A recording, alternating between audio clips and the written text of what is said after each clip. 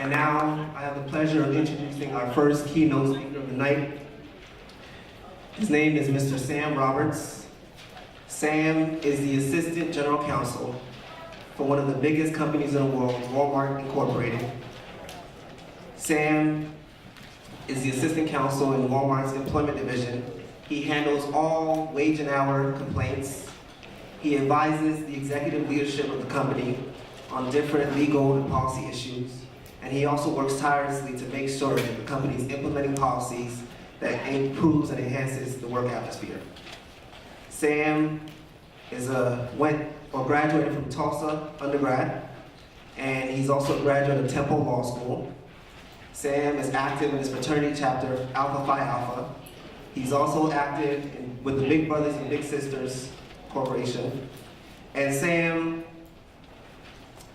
also, one of the things that I love most about him is the fact that for 10 years now, he's been providing free LSAT tutoring, working with LSAT, Discover Law, and other companies to provide pre-LSAT courses and tutoring to pre-law students. I had the pleasure of meeting Sam in Atlanta. We had a great conversation, and one of the things I got within 2 seconds is that he knows, and he cares, and he understands this mission. So I would like all of you guys to help me introduce Mr. Sam Roberts.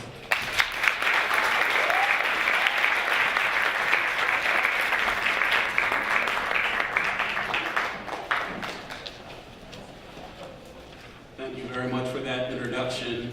I am a late replacement, and unfortunately to Evangeline, probably not the best person to speak to pre-law students because I'm a little biased, right? I believe that everyone should go to law school, right? So it's done wonders for me personally and professionally. It's given me the opportunity to help clients, to start kind of a generational change within my family in terms of education and opportunity. So it's been a real blessing to me, the profession of law and the opportunity to get a legal education. And I'm going to assume that if you're still here on day 2 past 7 o'clock, that you all are definitely going to law school. So I want to address you in that way.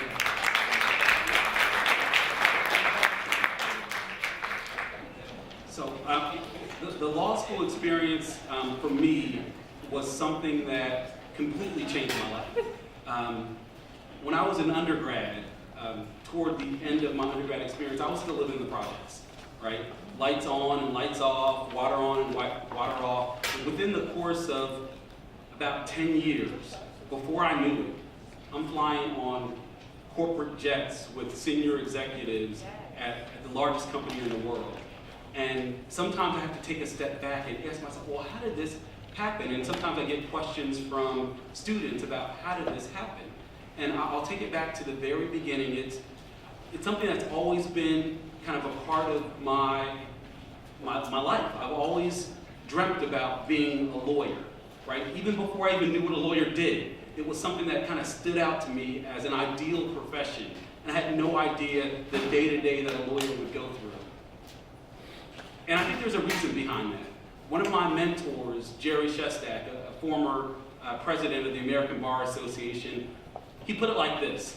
He said, since the days of antiquity, right, there have only been really 4 professions, and professions with a capital P, right? These days, everyone calls himself a professional, right? But historically, traditionally, from antiquity, there was the doctor, who had charge over the body.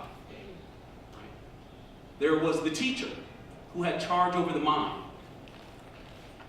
There was the priest, who had charge over the soul or the spirit. And then there was a lawyer, who had the awesome burden and tremendous responsibility to take care of society.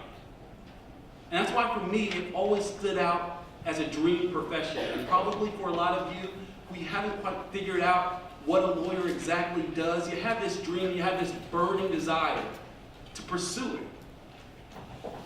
But there's a disconnect. Right? Something doesn't quite add up because the folks that you know or you've seen that are lawyers, extremely well dressed, they speak really, really well, and they're almost untouchable. And there's some reason behind that. right? No one's going to pay a lawyer who's sloppily dressed or we don't think that they have sound judgment. So lawyers almost need to button up a little bit and speak with some authority. And that can be intimidating to pre-law students. So as I kind of struggled and thought about what I tell you all as a kind of a late replacement, I thought about getting really, really inspirational, right? I thought about maybe telling some jokes and getting a little funny, but I figured the best use of my time is to be as practical as possible, right? So I'm going to walk you through step by step. I'm going to lay out my blueprint, how I got from there to here. Now this is my story, and your blueprint might not match up exactly, but hopefully there are some things that you can take away.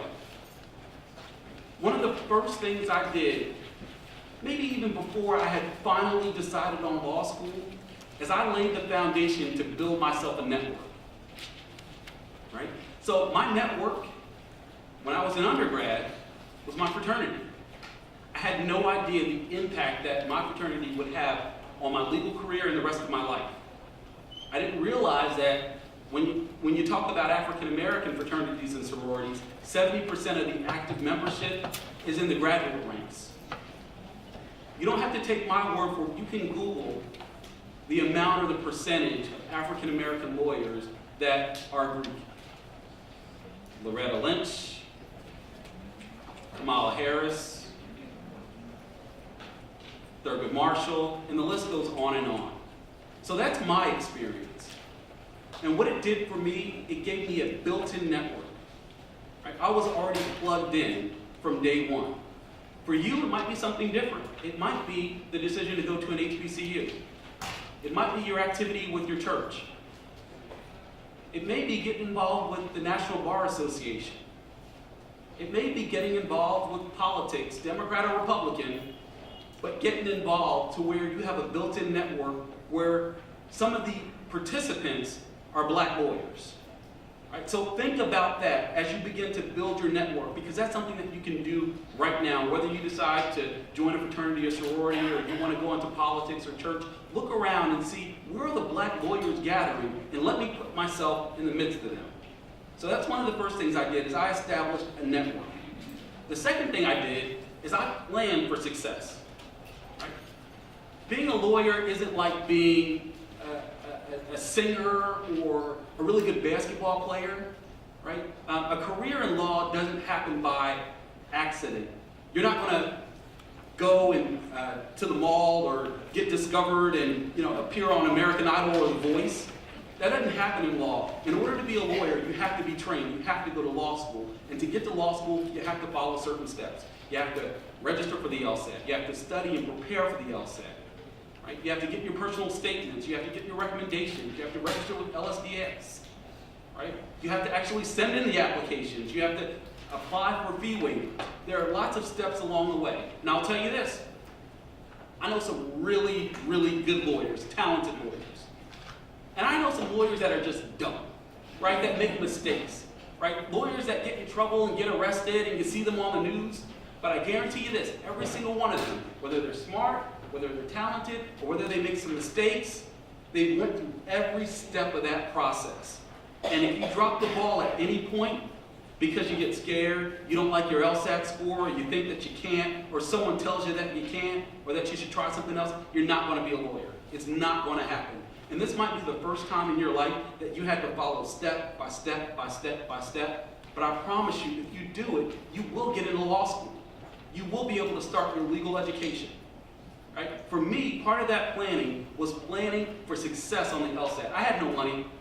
Right? I had no family support. I was the first person in my family to graduate from college. Nobody had even thought about going to law school. Right? So what I did is I made a plan for myself to study for the LSAT, where I studied 2 hours a day, took a full test on Saturday, took Sunday off for 8 weeks. And I was serious about it. Because I knew that if I got a high enough score, even though my family couldn't provide support for me to go to law school, I'd get someone to pay for it. And before you knew it, I had Harvard call. I had Yale call. I had NYU call. That was actually before they saw my GPA. But I wasn't going to get a full scholarship from Temple. right? Because I succeeded on the LSAT. So I encourage you, lay out a plan for success, because if you don't have a plan and you don't follow every single step, it won't happen. Right? It's not going to be an accident, it's going to be very deliberate. So lay out a plan. The next thing that I encourage you to do is to get a mentor. And folks come up to me all the time and say, well, how do you get a mentor? Well, let's go back to step one. I established myself into a network to where I came to the table with some sense of credibility. Right? It wasn't just me making chit chat at a wine and cheese. I actually had something to talk about because we had some commonalities and connections.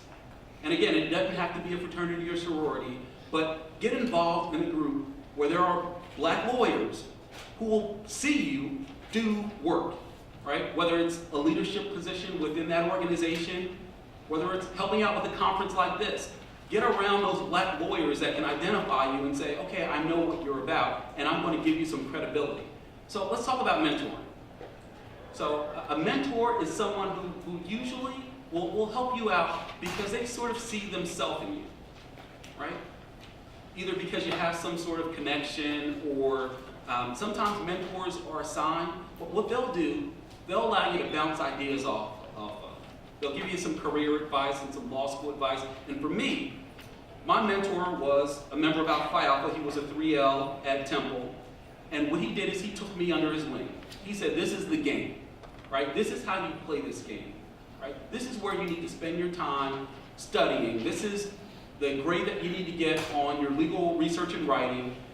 This is the 4-credit class that you need to take, and if you take this class, make sure you get an A in this class. So he laid it out for me and took me under his wing. Right? He told me about job opportunities. Right? And he pushed things to my email. He called me and cursed me out and said, you need to be studying, you need to be doing this, you need to be doing that. And he kept me focused, he kept me on my path. And he was my mentor, still my mentor to this day. Right? And he really helped me get in a position to get the grades I needed to get the job I wanted. So I started at a big law firm in Philadelphia. And after I've already been through building my network and had the plan for law school, got a mentor, the next step was actually got something that was a little better than a mentor. I got a sponsor. Right? So a sponsor is someone who doesn't just push you to promote yourself. A sponsor has the power to actually promote you or hire you. Right? So a lot of the decisions about your career, they're going to be made when you're not around. You're not going to be allowed into those rooms when they're making decisions on your career. And a sponsor is someone who will advocate for you when that door is closed. So I had a sponsor. I had a couple of sponsors at my law firm. One was Jonathan Siegel. Another one was Jim Redeker, who took me under their wing. They saw my work, and they appreciated me. So I said that a mentor kind of sees themselves in you. A sponsor sees their success in you. Right? If they pour into you, they know it's going to pay dividends for them. If they stick out their neck for you, they know it's going to come around, and they'll see the benefit from that. Right? So I don't ask my sponsors for advice necessarily about my career, but I've done the work to earn the trust that they know that it's going to come around. Right? So one day came that my firm, a 108-year-old firm, 500 lawyers, closed. Right? Firm completely closed, and I was devastated. I was shocked. Right? I thought I'd be at that firm for the rest of my life. But what happened was my sponsor picked up the phone, called one of the clients, and said, I got a guy that you can use in-house. Right? And because of that, I became an in-house lawyer at RICO, and it led me to the position I have now with Walmart. So that's how it sort of worked for me, between laying the groundwork for my network and, practically speaking, right, setting out a plan for my success in law school, getting a mentor while I was in law school, getting sponsors while I was working early in my career. But the last thing that you absolutely need to do to bring everything full circle is to give back. Now, you all may have heard the quote from Charles Hamilton Houston about a lawyer is either a social engineer or a parasite. Right? You may have even heard that the model rules of professional conduct require lawyers to do pro bono. So in order to be an ethical lawyer, you have to do pro bono, which means if you're not doing pro bono, you're unethical. But I'll leave that for a later discussion.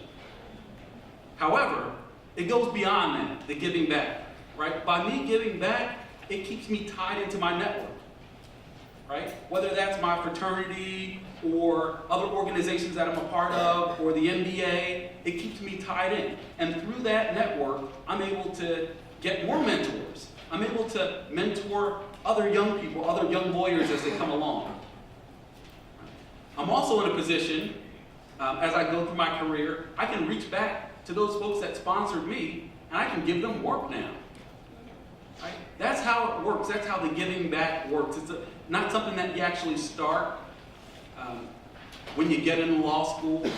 It doesn't necessarily start when you graduate from law school or when you finish paying off your student loans. Start giving back right now. There are things that you can be doing right now to feed that productivity loop, right? To enhance your network, right? To get and to be a mentor and to seek out mentors, right? To lay the groundwork for when someone's going to be able to sponsor you. And once you get to that point, at some point you'll be a sponsor for someone else. So that loop keeps going. And I didn't want to get too in the weeds, but I wanted you to see step by step how this can actually work for you. So you're not scratching your head when you leave here because you've heard some good speeches and you've gotten really motivated and inspired. This is how the game plays out. So I want you all to take that away. So I've laid out my blueprint for you all, and your blueprint might be a little bit different. But now, I guess someone earlier mentioned Jay-Z. I've now done the blueprint, so it's time for me to fade to black. Thank you very much.